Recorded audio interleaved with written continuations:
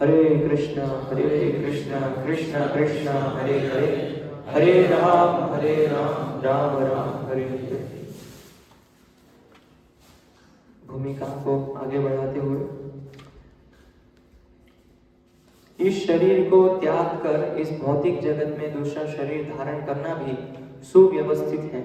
मनुष्य तभी मरता है जब यह निश्चित हो जाता है कि अगले जीवन में उसे किस प्रकार का शरीर प्राप्त होगा। इसका निर्णय उच्च अधिकारी करते हैं, स्वयं जीव नहीं करता। इस जीवन में अपने कर्मों के अनुसार हम उन्नति या अवनति करते हैं। यह जीवन अगले जीवन की तैयारी के लिए है।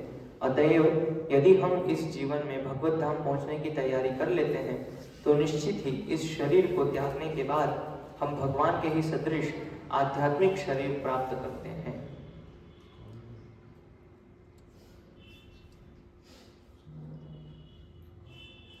ये इस जीवन में अपने कर्मों के अनुसार हम उन्नति या अवनति करते हैं। कौन सा श्लोक है भगवद गीता में? 16 अध्याय में 13वें अध्याय में एक श्लोक का तात्पर्य है। भगवद गीता में भगवान बोलते हैं कर्म के अनुसार कैसे एक जीव की गति होती है। कोई माता जी याद नहीं श्लोक? ऊर्ध्वं गच्छन्ति सत्वस्था मध्ये तिष्ठन्ति राजसा जघन्य गुण वृत्तिस्था अधो गच्छन्ति तामसा। ये भगवद गीता के 13वें अध्याय में भगवान बताते हैं कि ऊर्ध्वं गच्छन्ति सत्वस्था, जो सतोगुणी लोग होते हैं वो ऊपर के लोकों में जाते हैं। मध्ये तिष्ठन्ति राजसा, जो रजोगुणी लोग होते हैं वो मध्य के लोकों में वास करते हैं।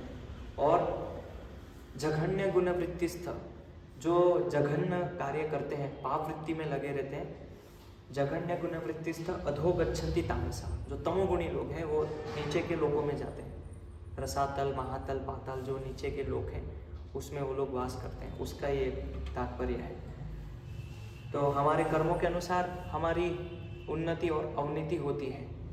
तो हमें ऐसा नहीं समझना चाहिए कि हम भक्ति में हैं तो हम हमेशा उन्नति ही करेंगे, ऐसा जरूरी नहीं है। कभी कभी भक्त लोग ऐसा सोचते हैं कि मैं भक्ति करता हूँ तो 100% मेरी उन्नति होगी। अभी हमारी भक्ति उतनी परिपक्व नहीं है।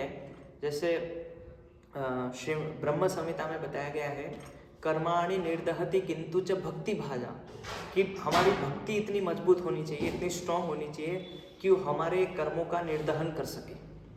लेकिन अभी हमारी भक्ति उतनी प्रबल नहीं है कि हम अपने कर्मों को काट सकें।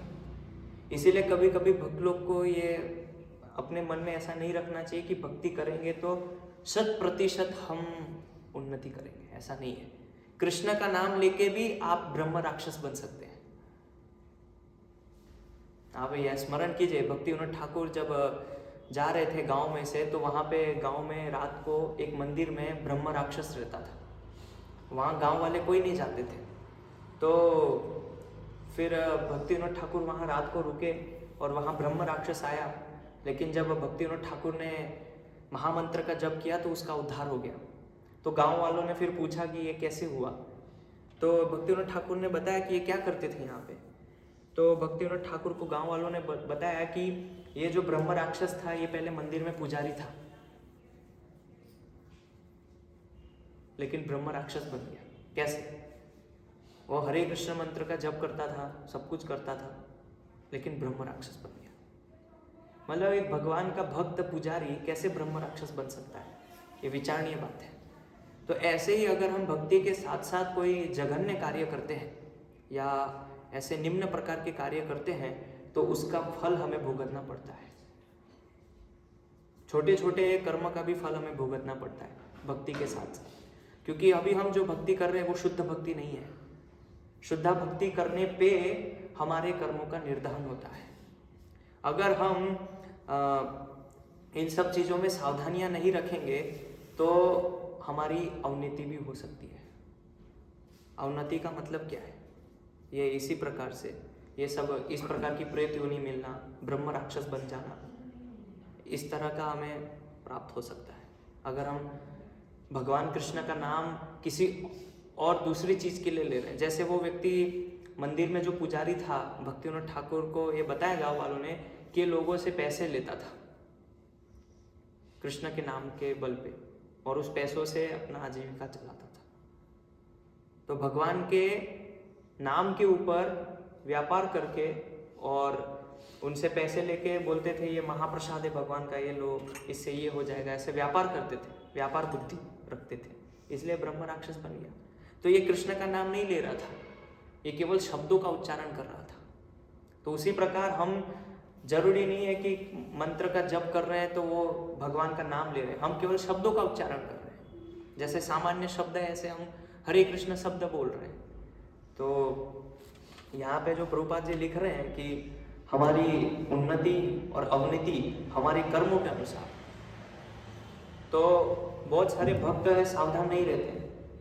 हमारे जो दिन प्रतिदिन के जो कार्य होते हैं उसमें हम उतना सावधान नहीं रहते। ऐसे गलती से गाय है तो उनको मार देते हैं, पत्थर से भगाते हैं, कुत्ते को मार देते हैं अनावश्यक रूप से। तो ये सब हमें ध्यान रखना चाहिए कि ये सब भगवान के अंश है, चाहे वो पशु हो या कोई भी हो, ये सब भगवान के अंश है और मैं भी भगवान का अंश हूँ। तो एक तरह से मुझे किसी भी जीव की अवहेलना नहीं करनी चाहिए। विद्वान व्यक्ति किसको बताया गया है कि जो भगवत गीता के अनुसार कि जो व्यक्ति पशु पक्षी सबको उस एक भगवान के अंश के रूप में देखता है, तो दूसरे जीवों की तो बात छोड़ दीजिए, जो भगवान के भक्त हैं, जो मनुष्य हैं, उनकी बात तो दूर, जो जानवर भी हैं उनका भी भक्त सम्मान करता है। अगर हम गलती से भी कुछ अवहेलना कर रहे हैं दूसरे जीवों की, तो इसका फल हमें लगेगा और फिर इसके अनुसार हमारी अवनीति होगी। फिर अतएव यदि हम इस जीवन में भगवत धाम पहुंचने की तैयारी कर लेते हैं तो निश्चित ही इस शरीर को त्यागने के बाद हम भगवान के सदृश आध्यात्मिक शरीर को प्राप्त करते हैं। तो हम ये पूरा सब इतना कर रहे हैं, प्रयास कर रहे हैं, सुबह 4:30 बजे उठ रहे हैं, इतनी मेहनत कर रहे हैं, 2 घंटा हरे कृष्ण मंत्र जप कर रहे हैं, 1 घंटा शास्त्रों का अध्ययन करते हैं, 4 नियम का पालन करते हैं। क्यों करते हैं? ये तैयारी है भगवत धाम जाने की। गुरु से दीक्षा लेते हैं, क्यों लेते हैं? परंपरा में रह के हम शिक्षाओं का पालन करते हैं, क्यों करते हैं? ये भगवत धाम जाने के लिए तैयारी है इस जीवन में। अगर ये नहीं करेंगे तो भगवत धाम नहीं जाएंगे।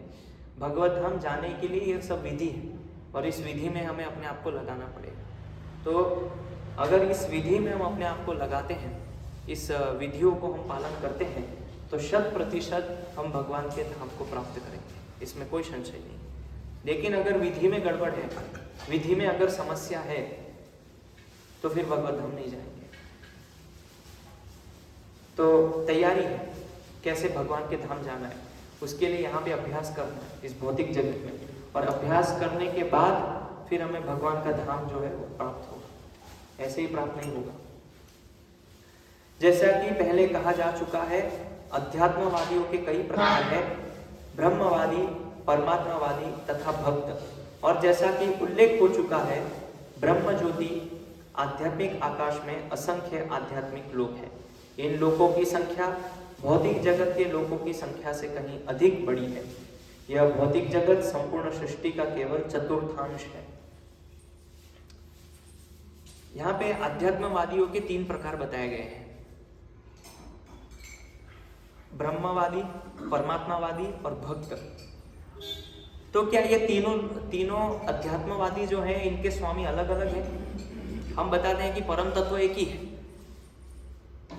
तो ब्रह्मवादी, परमात्मावादी, भक्त को ऐसे विभाजन क्यों किया गया? जब परम तत्व एक है तो फिर ये 3 विभाजन क्यों हुए? तत्व वस्तु, परम तत्व एक ही हो सकता है। ये जो शब्द है तत्व, इसका मतलब क्या है पहले ये समझते हैं। तत् का मतलब होता है वो, तत् मतलब वो, और वो कौन है? भगवान कृष्ण। ये उपनिषदों में बताया, तत् मतलब वो मतलब कृष्ण। इसके अलावा तत् का कोई प्रयोजन नहीं है। और परम तत्व एक ही हो सकता है। और जब कोई भी वस्तुओं के या व्यक्ति के भाव को प्रस्तुत करना होता है तो उसमें त्व लग जाता है। जैसे हरित्व, हरी वस्तु है और उसको हमें भाव को प्रस्तुत करना है तो वो हो जाएगा हरित्व।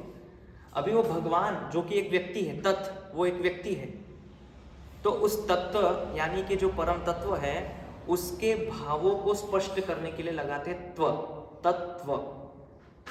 तो परम तत्व जो है वो एक ही है, लेकिन साधक की दृष्टि भेद के अनुसार यहां पे बताया जाता है ब्रह्म, परमात्मा, भगवान। साधक की दृष्टि भेद की वजह से परम तत्व में कोई ऐसा नहीं कि इनके भगवान अलग हैं, परमात्मावादियों के भगवान अलग है, वो परम तत्व एक ही है, लेकिन साधक अपनी अपनी साधना के अनुसार भगवान को अलग अलग तरीके के साधने का प्रयास करता है।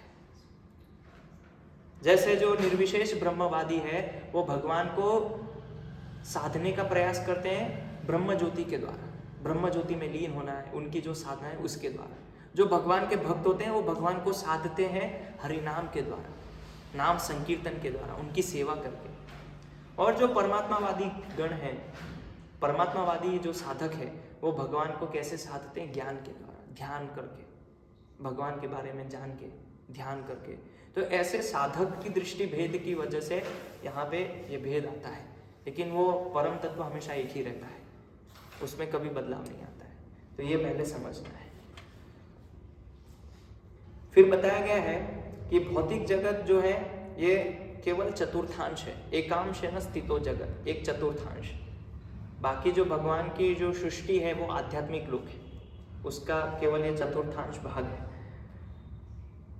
इस भौतिक खंड में लाखों करोड़ों ब्रह्मांड है, जिनमें अरबों ग्रह, सूर्य, तारे तथा चंद्रमा है, किंतु यह सारी भौतिक सृष्टि संपूर्ण सृष्टि का एक खंड मात्र है। अधिकांश सृष्टि तो आध्यात्मिक आकाश में है। जो व्यक्ति परम ब्रह्म में विलीन होना चाहता है वह तुरंत ही परमेश्वर की ब्रह्म ज्योति में भेज दिया जाता है और इस तरह वह आध्यात्मिक आकाश को प्राप्त होता है। जो भक्त भगवान के सानिध्य का आनंद लेना चाहता है वह वैकुंठ लोकों में प्रवेश करता है, जिनकी संख्या अनगिनत है, जहां पर परमेश्वर अपने विभिन्न पूर्ण अंशों चतुर्भुज नारायण के रूप में तथा प्रद्युम्न, अनिरुद्ध तथा गोविंद जैसे विभिन्न नामों से भक्तों के साथ साथ रहते हैं। तो बताया गया है अलग अलग साधक की क्या गति होती है। यहाँ पे प्रभुपाद जी ये समझा रहे हैं। तो यहाँ पे प्रभुपाद जी ये समझा रहे हैं कि जो परम ब्रह्म में विलीन होना चाहता है तो उनको ब्रह्म ज्योति में भेज दिया जाता है। जैसे कि जो निर्विशेषवादी है, जो ब्रह्म ज्योति में लीन होना चाहते हैं, ब्रह्मवादी हैं, तो उन लोग को भगवान की जो ब्रह्म ज्योति जो शरीर से अंग कांति निकलती है उसमें उन लोग को भेज दिया जाता है। और फिर दूसरा यहाँ पे प्रभुपाद जी बता रहे हैं भक्तों के बारे में।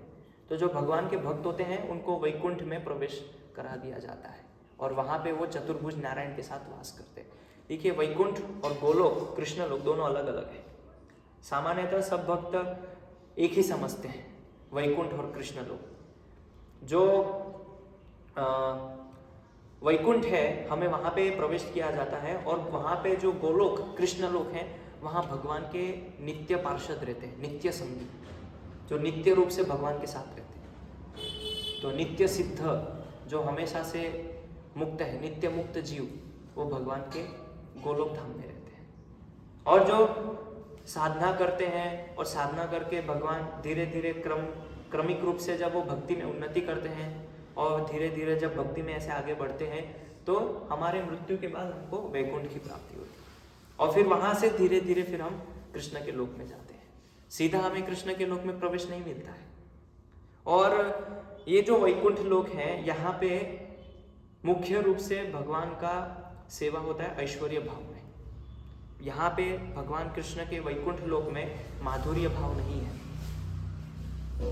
माधुर्य भाव मतलब जिस तरह से गोपियाँ और भगवान के जो सखा है वो जिस तरह भगवान के साथ आदान प्रदान करते हैं, खेलते हैं, जिस तरह भगवान उनके साथ आमोद प्रमोद करते हैं, जूठन खाते हैं, मारते हैं एक दूसरे को, ये सब यहाँ पे नहीं है। सख्य भाव नहीं है, माधुर्य भाव भी नहीं है। गोपियों के साथ रासलीला करना, चीर हरण करना, गोपियों के वस्त्र चुरा, ये सब जो लीलाएं हैं वो वैकुंठ में नहीं है। फिर वात्सल्य भाव भी नहीं है। वहाँ पे केवल और केवल ऐश्वर्य भाव में सेवा होती है वैकुंठ लोक में। और भगवान अपने आसन पे विराजित होते हैं लक्ष्मी जी के साथ, और भगवान के जो संगीगण हैं, जो पार्षद हैं, वो चामर डुलाते हैं, उनकी सेवा करते हैं। और वहाँ पे आप ऊंची आवाज़ में बात नहीं कर सकते, भगवान के साथ बैठ नहीं सकते, बात नहीं कर सकते, क्योंकि वहाँ पे भगवान एक राजा की तरह है, ऐश्वर्य। लेकिन हमारा उद्देश्य वो नहीं है, हमको गोलोक जाना है, वैकुंठ नहीं जाना है।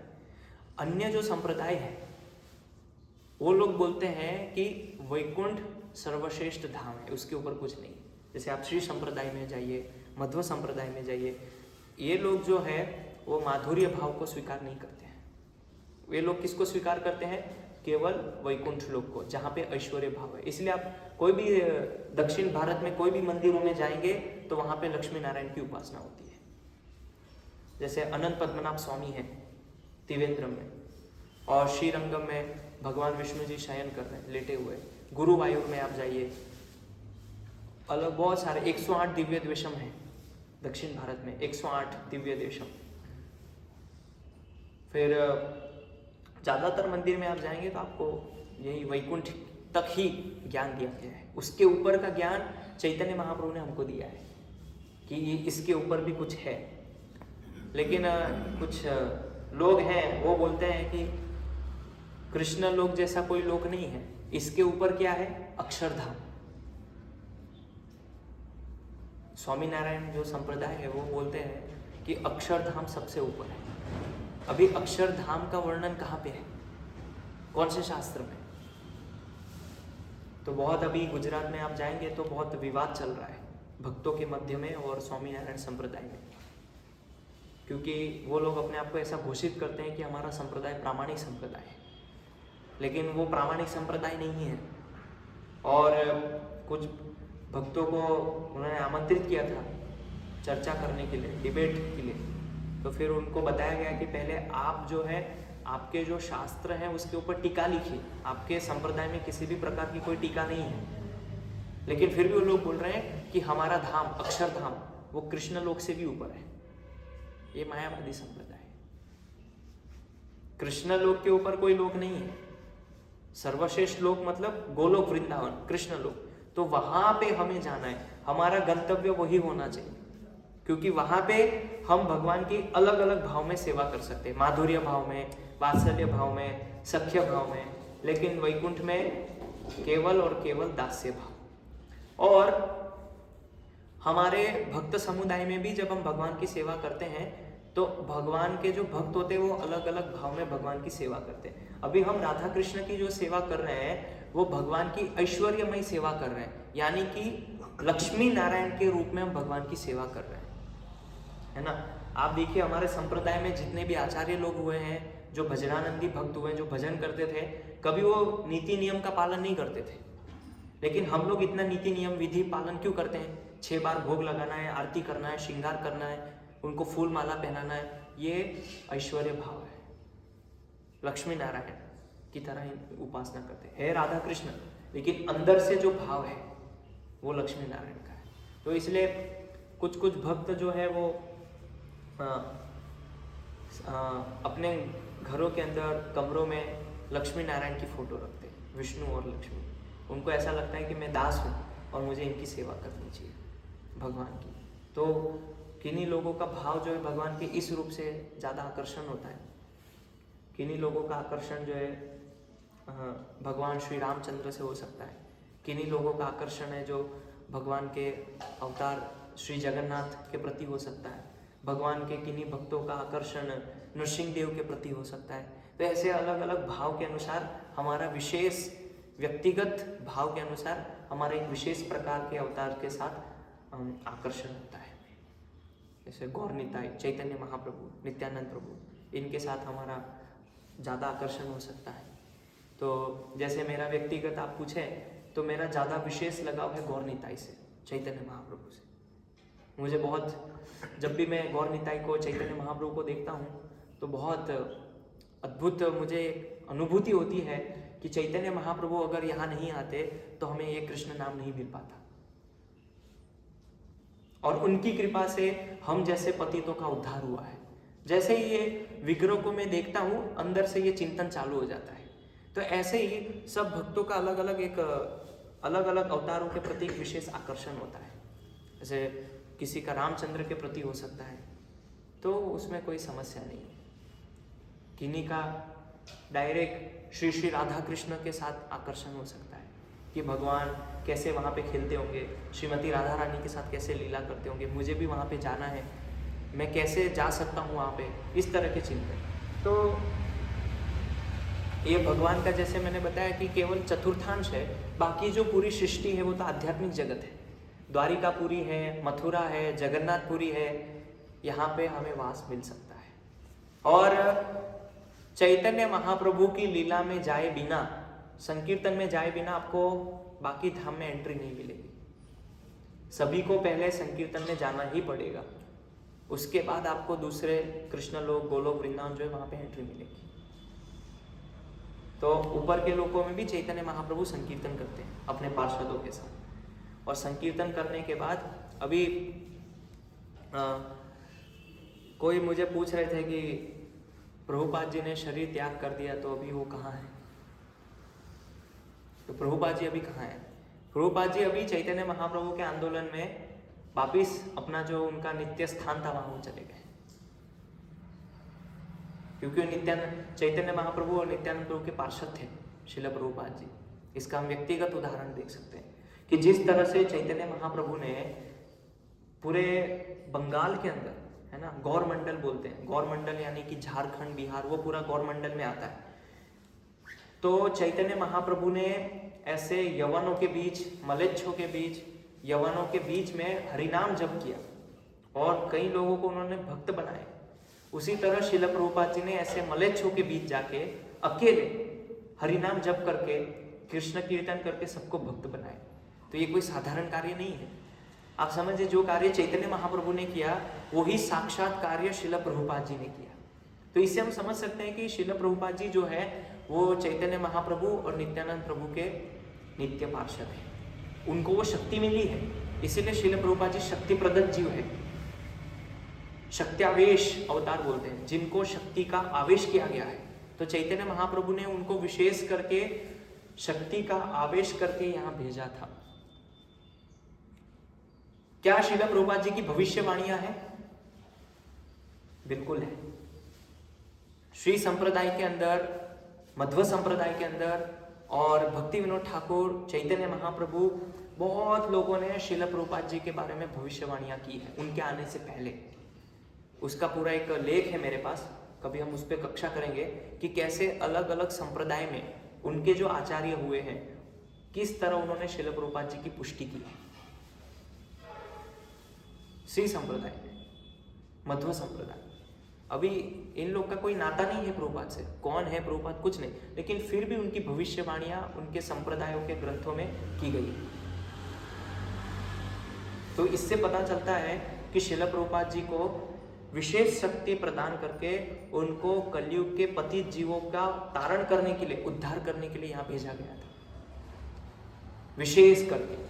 और भी आचार्य हुए हैं, उनका बहुत विशेष योगदान है, लेकिन जो प्रभुपाद जी का योगदान था वो अकल्पनीय है, अतुलनीय है, तुलना नहीं कर सकते किसी के साथ। क्योंकि जो कार्य स्वयं चैतन्य महाप्रभु ने किया, मुस्लिमों को प्रचार किया उन्होंने। जैसे अभी हम भरूच गए थे तो गुरु महाराज बोल रहे थे कि मुस्लिमों को प्रचार कीजिए, ऐसी मेरी इच्छा है हृदय से, मुस्लिमों को जाके भगवद गीता दीजिए, संकीर्तन कीजिए। ये ऑलरेडी चैतन्य महाप्रभु कर चुके हैं, मुस्लिमों को प्रचार, हरिनाम संकीर्तन। हमें तो केवल उनके पद चिन्हों पे चलना है। और यही कार्य श्रील प्रभुपाद जी ने किया। मलेच्छ जो पतित एकदम अधम जीव हैं उनको कृष्ण भक्त बनाया, उनको सन्यास के स्तर पे लेके आए, उनको ब्राह्मण दीक्षा प्रदान की प्रभुपाद जी ने, और उनको भक्ति में इस स्तर पे वो लेके आए कि वो शास्त्र में भगवान की सेवा करने की विधि क्या है उसमें पारंगत किया प्रभुपाद जी ने, निपुण बनाया उनको। यज्ञ कैसे करते हैं, हवन कैसे करते हैं, ये प्रभुपाद जी ने उनको सिखाया। हम में से भारत में कितने लोग जानते हैं यज्ञ करना? जो विदेशी हैं, जिनको कोई संस्कृति नहीं पता है, वो लोग आज हमारी दीक्षा का हवन करते हैं, विदेशी लोग। आप वृंदावन में मायापुर में जाइए, मायापुर में जो शिल प्रभुपाद जी के मुख्य शिष्य हैं, 2 भाई थे, पंकजांग्री प्रभु और जननिवास प्रभु। जब वो दोनों भाई छोटे छोटे थे तभी से मायापुर में सेवा कर रहे हैं राधा माधव की, अभी तक कर रहे हैं।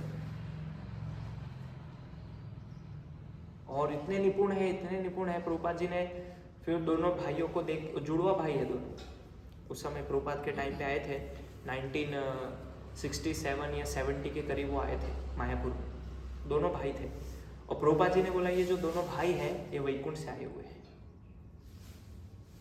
ये सामान्य भाई नहीं है, ये वैकुंठ से आए हुए हैं। तो इनको राधा माधव की सेवा और अभी भी कर रहे हैं कई सालों से। तो इतना प्रभुपाद जी ने कितना उनको निपुण बनाया शास्त्रों में, अलग अलग विधि में, शास्त्रों की जो विधियां हैं उसमें वो लोग पारंगत हो गए। तो ये श्रील प्रभुपाद जी की विशेष कृपा है हमारे ऊपर, और हम उसको बहुत ही सस्ता लेते हैं। सामान्य रूप से जो चीज़ हमें आसानी से मिलती है उसको बहुत सस्ता लेते हैं। वो लोग देखिए विदेश के अंदर वो लोग तरसते हैं कि हमें प्रभुपाद के दर्शन नहीं हुए। आज उनकी कृपा से, उनकी देन से हम उनके शास्त्रों को पढ़ के भगवान को समझ पा रहे हैं। उनके अंदर एक कृतज्ञता की भावना है। हम ऋणी हैं प्रभुपाद जी के, मैं प्रभुपाद के लिए क्या कर सकता हूँ, ये ऋण मुझे कैसे चुकाना चाहिए प्रभुपाद के प्रति, ये सब हमारे अंदर सोच होनी चाहिए। मेरे गुरु का प्रति जो मेरा ऋण है मैं उसको कैसे चुकाऊं, ये सब वो लोग के अंदर ये भावना है। इसीलिए वो लोग हमसे ज्यादा हमारी संस्कृति का पालन करते हैं। आज माताओं को भारत में, हमारे जो भक्त माता है उनको सिखाना पड़ता है कि बीच में से मांग भर के सिंदूर लगाइए बाल बना के, लेकिन वो लोग स्वेच्छा से पालन करते हैं, हृदय से। साड़ी पहनना, चुन्नी लगाना, ऊपर सिंदूर लगाना, ये सब उनको कोई बताया नहीं, स्वेच्छा से अंदर से वो पालन कर रहे हैं। अभी गुरु महाराज आए थे भोपाल के अंदर, तो कई माताएं दक्षिणा देने आ रहे थे गुरु महाराज जी को। तो गुरु महाराज ने हमको बुलाया, मुझे, सवेसा जी को, अच्युत कृष्णपू को। और फिर गुरु महाराज बोलने लगे ये जो माताएं यहाँ पे आती हैं इनका प्रशिक्षण होना चाहिए। तो महाराज ने फिर बताया कि ऐसे बाल बीच में से, पूरा एक्शन करके बता रहे महाराज, बीच में से बाल होने चाहिए और बीच में मुझे सिंदूर चाहिए। तो सवेसा जी बहू ने बोला कि महाराज ये भी एक तरीका है ऐसे बाल बनाने का, और बीच में से। महाराज बोले नहीं, मुझे यही तरीका चाहिए। आप किसी वरिष्ठ माता जी को बुलाइए और सभी माताओं को प्रशिक्षण दीजिए, लेकिन मुझे ऐसे ही चाहिए। एक सन्यासी को भारत में माताओं को कैसे रहना चाहिए सिखाना पड़ रहा है, कितने दुर्भाग्य की बात है। भारत में, और वो सन्यासी विदेश से, इंग्लैंड से, वो हमें संस्कृति बता रहे हैं।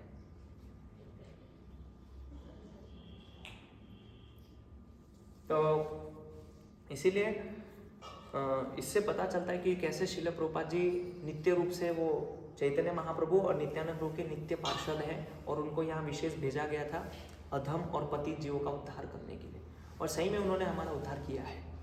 अगर ये कृतज्ञता की भावना हमारे अंदर होगी तो हम प्रभुपाद को कुछ समर्पण किए बिना रह नहीं सकते, उनका ऋण चुकाए बिना हम रह नहीं सकते।